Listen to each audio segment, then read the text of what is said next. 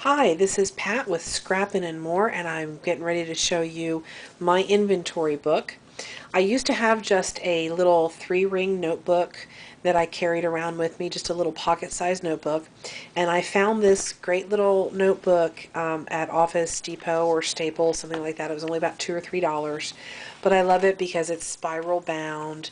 There is an area here where I can write my name and everything. I haven't gotten to actually putting any embellishments on it myself. I've been working primarily on just getting this to where I need it. This is small enough that it will fit in my purse. I can take it along with me. So I'm going to show you how I've set up my inventory book. I like to keep track of everything that I have that might be duplicates that I don't want to have duplicates of. One of those things is stamp pads.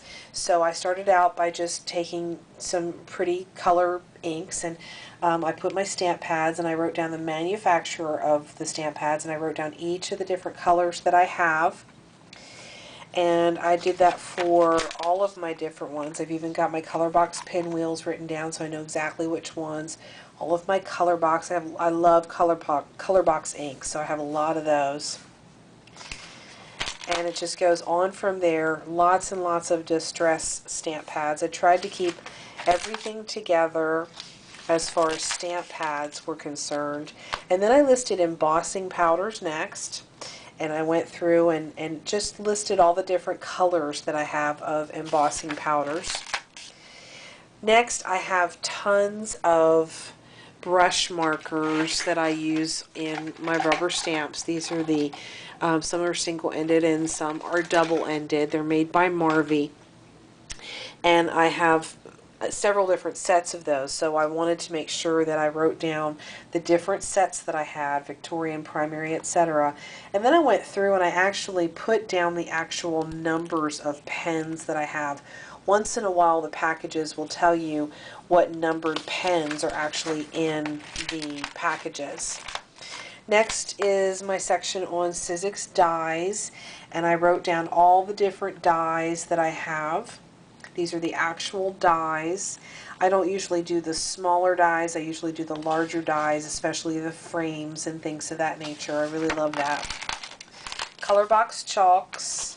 All the different color box cat's eye chalks that I have, I've separated out into colors, and I've written all the different colors that I have. This inventory book is great too because I can take it to my computer, and if I'm ordering anything online from addictedtorubberstamps.com or some other site, I can always go right to this book and say, oh, well, I already have that color, or oh, I already have that color, or something of that nature. So it just really makes it very, very helpful. I even wrote down the different chalk sets that I have of the different chalks. Smooch, if you haven't used Smooch yet, it's like nail polish with a twist. I've written down all of my different Smooch colors right there. I have all of my Cricut cartridges. Yep, they are all alphabetized right now, but of course as I add new cartridges they won't be alphabetized anymore. I put a little red dot next to these because I go on the computer and I actually print out from the handbook. I actually print out a larger piece of paper that will show me what the actual images are on the keypad. And if I've got a printout for that, then I've put a little mark here. That just helps to keep me straight as far as that's concerned. I have about 70, 75 different cartridges. I am totally addicted to my Cricut. Next I have my Sizzix dies and other maybe some smaller embossing folders.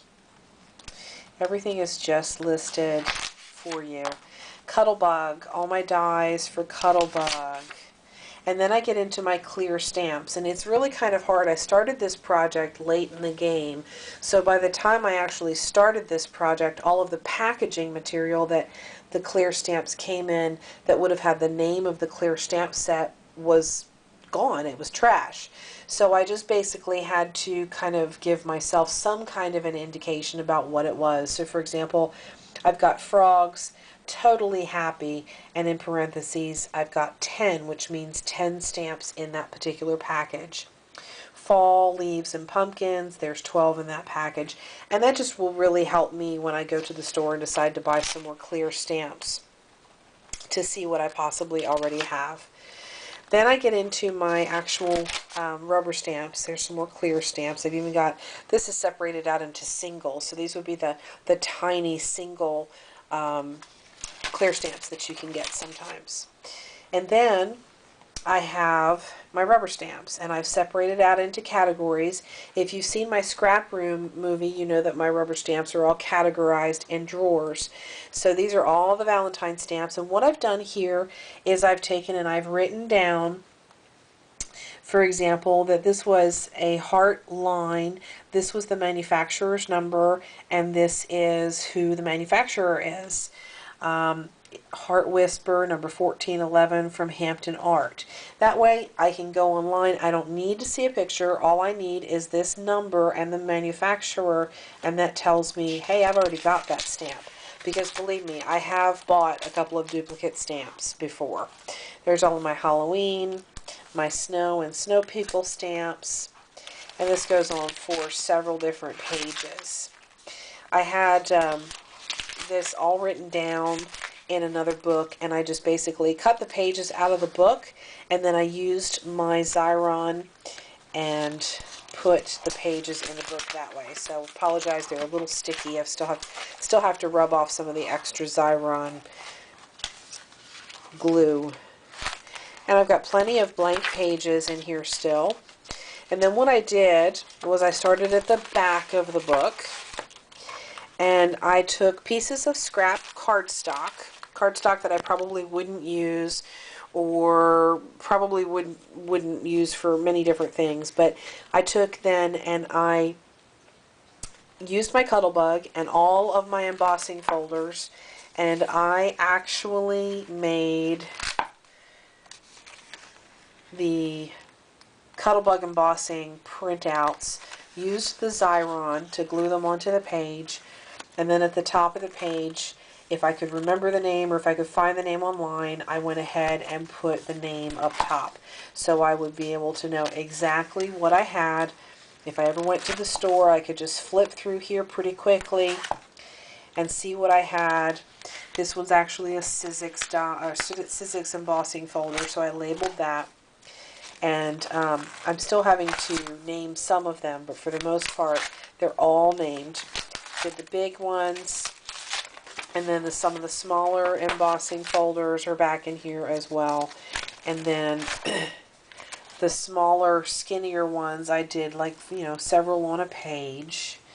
And, here's Ironworks, and here's some just my type all on this page as well. But the main thing is that I have this written down as to what the name is. So when I go to buy them online or in the store, I'll have them right there.